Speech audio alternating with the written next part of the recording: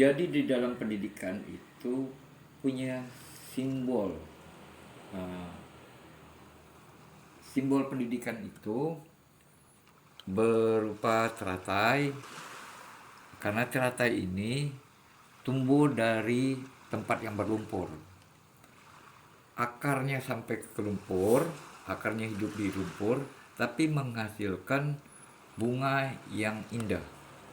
Itulah pendidikan, bahwa dari tempat yang uh, dikesankan kotor, ternyata bisa menghasilkan sesuatu yang indah. Nah, sekarang perenggu kita ada di sekolah alam Akila. Nah, Belitung. Belitung. Nah, kalau sekolah alam Akila ada yang anak-anak, ada yang SD. Iya. Nah, ini kalau kita nak ngelihat penampakan dari sekolah ini menunjukkan bahwa ini sekolah ini anak-anak, alam bermainnya lihat dari lingkungan sekitar, ada membarongan, ada pondok, ya. Ada tanaman, tadi ada tanaman yang menjadi simbol pendidikan, Oh, yang mana bang? teratai.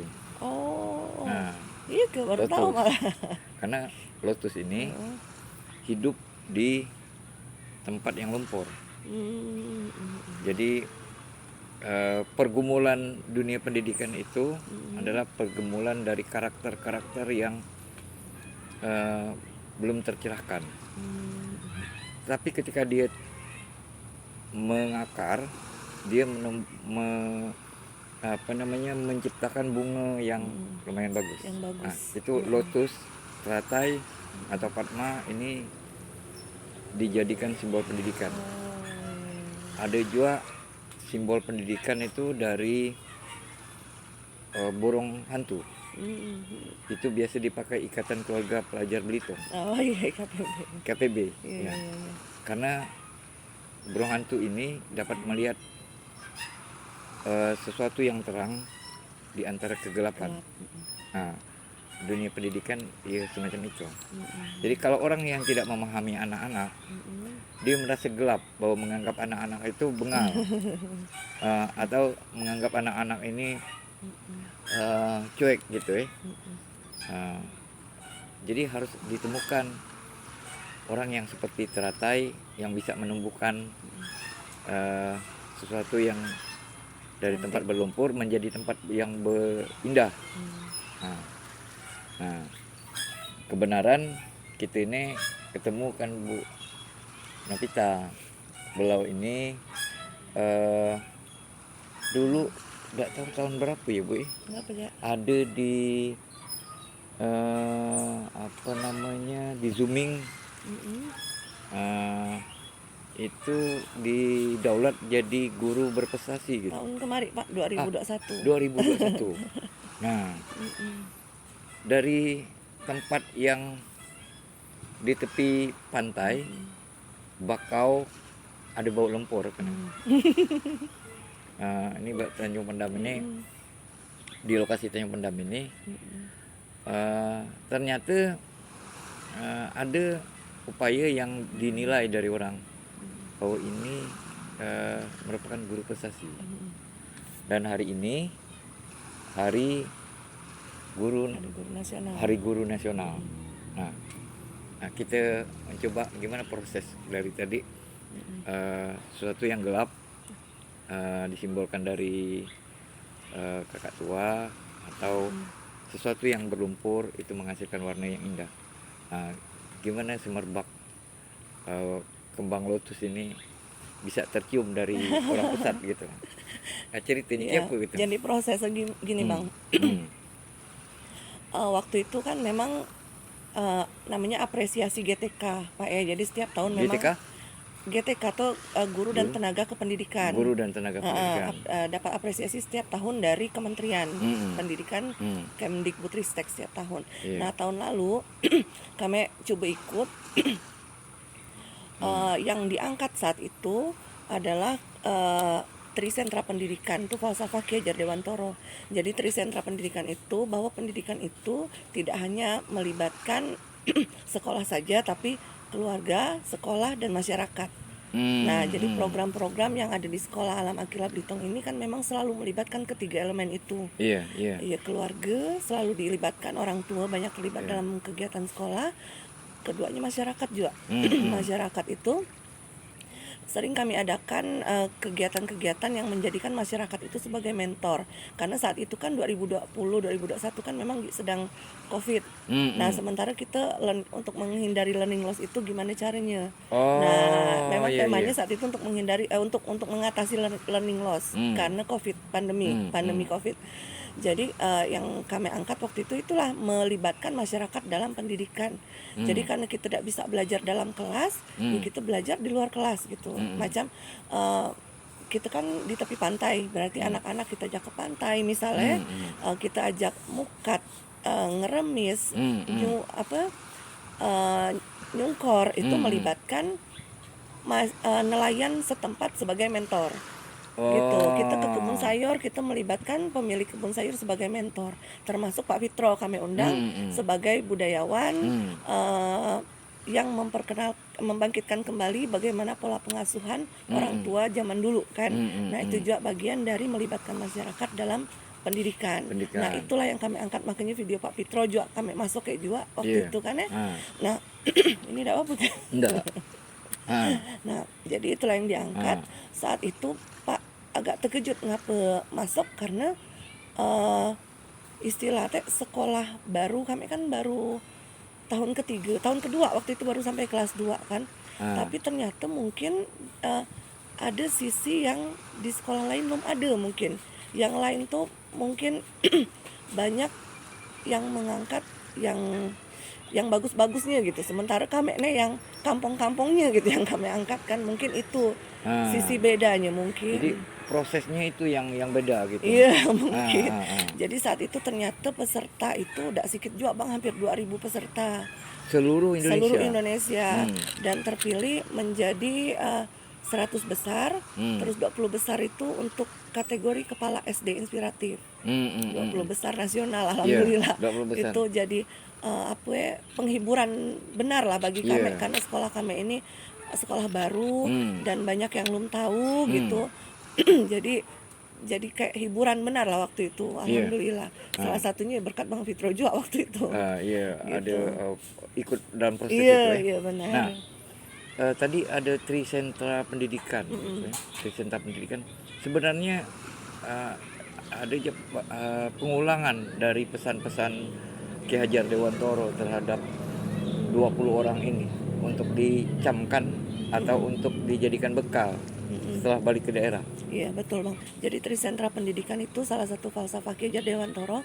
Setelah kita mempelajari falsafah Ki Hajar Dewantoro, kita baru tahu pendidikan yang sebenarnya Bang. Ternyata kurikulum merdeka yang saat ini digaungkan oleh Kementerian Pendidikan itu memang asalnya dari Ki Hajar Dewantoro. Cuma mungkin itu yang terlewat dari kita sebelum ini gitu. Kayak misal selama ini kan kita banyak orang tuh misal menyerahkan pendidikan anak ke sekolah sudah gitu. Atau padahal tidak bisa seperti itu gitu. Bahwa kita 3 elemen itu harus berperan semua gitu. Kalau keluarga, sekolah, dan masyarakat.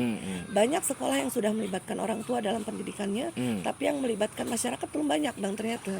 Yang melibatkan masyarakat yang ini banyak. Dari sisi keunikan dari program itu ya. Betul. Ternyata kalau kita melibatkan masyarakat dalam pendidikan, ini hikmah COVID kemarin Bang. Hikmah COVID ternyata kalau kita melibatkan masyarakat dan pendidikan, itu anak-anak akan terbuka wawasannya jauh gitu, lebih terbuka daripada kalau kita tidak melibatkan masyarakat gitu. Jadi falsafah Ki Hajar Dewantoro yang lain ya, setiap orang adalah guru dan setiap tempat adalah sekolah. Ternyata memang kita tidak bisa sekolah tuh cuma di sekolah saja gitu.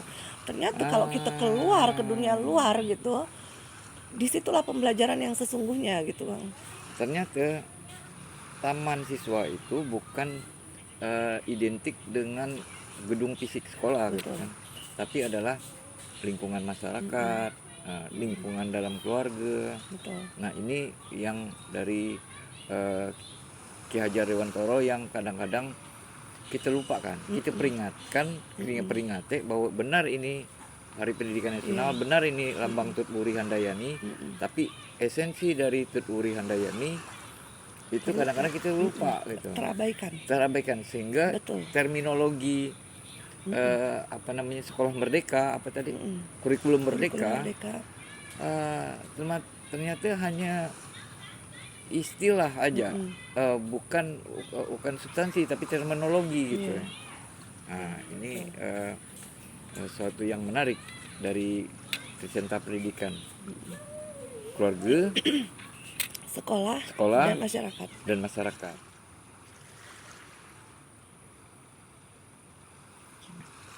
Kelakar dengan kopi membuat Hari Pendidikan lebih bermakna. Nah kita lanjutkan. Tadi kita berproses dengan proses dilakukan, penilaian dilakukan. Ada 4 pilar yang menjadi dasar bagaimana melihat proses belajar ini mencapai tujuan. Nah kira-kira semacam itu gitu kan. Untuk menciptakan sekolah-sekolah yang tadi kan setiap tempat adalah sekolah. Nah itu memang menjadi program bulanan, mingguan atau tahunan. Oke, untuk itu sebenarnya Pak, yang lah pasti kalau backpacker itu cuma 1 tahun 1 kali karena memang kegiatan agak gede. Tapi di luar itu hampir setiap bulan kita selalu melibatkan masyarakat, entah itu yang jauh entah itu yang dekat gitu. Jadi kayak ada istilahnya institute development itu bagaimana kita mengenalkan lingkungan sekitar kita ke anak-anak. Makanya kurikulum tidak bisa sama. Kita di pesisir beda dengan yang di pegunungan, yang di perkotaan beda dengan yang di lingkungan sawah misalnya. Jadi kita punya kurikulum tidak bisa sama gitu, sesuai dengan keadaan sekitar sekolah. Nah karena kita ini kan pesisir Pak dekat pantai, jadi kita mengenalkan itu ke anak-anak gitu, dan itu bisa kapan saja gitu. Biasanya kami disesuaikan pertama dengan tema. Kalau memang tema bisa tentang, misal anak-anak temanya tentang hewan, kita ajak ke kandang ayam. Nah itu kan sama dengan melibatkan masyarakat juga kan. Biasanya kita cari dulu orang tua murid, potensi orang tua muridnya apa. Ada yang punya usaha ini, itu bisa kita masuk. Ada yang terbaru dari SD Akila, ini prestasi baru 1-2 hari Yang lalu. 2 hari yang lalu. Mendapat juara 2 paduan suara. Gimana ceritanya? Jadi memang kalau lomba apapun hajar gitu Pak. Begitu ada lomba kita ikut, bukan untuk apa sih? Pertama untuk tes mental, anak-anak berani jadi tidak sekedar jago kandang tapi berani tampil. Termasuk sebelumnya ikut lomba olahraga tradisional itu murid yang lagi gede-gede, sedangkan kami murid kecil-kecil hajar ikut aja gitu. Yang penting anak-anak mental. Begitu juga dengan lomba yang paduan suara ini. Kami tidak ada basic apa-apa, anak-anak pun ini sesuatu yang baru, tapi tidak apa-apa untuk anak-anak latihan gitu. Alhamdulillah ternyata guru wali kelas pernah ngikut paduan suara di kampus waktu kuliah gitu. Jadi diajar lah. Nah yang penting proses. Jadi ternyata sinergitasnya tidak cuma anak-anak yang semangat, guru semangat, ternyata orang tua juga semangat. Gimana caranya anak-anak bisa tampil dengan baik gitu. Alhamdulillah dengan proses yang tidak mudah itu, begitu tampil mereka memberikan yang lebih daripada saat latihan biasanya gitu. Totalitas anak-anak tampil dan tidak disangka-sangka saat itu menangkan tujuan. Sebenarnya memang setiap ikut lomba ada mikir menang kalah gitu, itu biasa bonus gitu. Tapi memang proses supaya anak-anak melalui proses itu. Nah ternyata diumumkan menjadi juara 2, alhamdulillah. Jadi SD Akila menganut prinsip kesempatan tidak datang 2 kali, dan prestasi itu tidak pernah mengabaikan proses. Semacam itu. Mudah-mudahan Hari Guru ini memberikan motivasi kita bahwa pendidikan itu harus diampu oleh keluarga, sekolah dan masyarakat. sekolah dan masyarakat.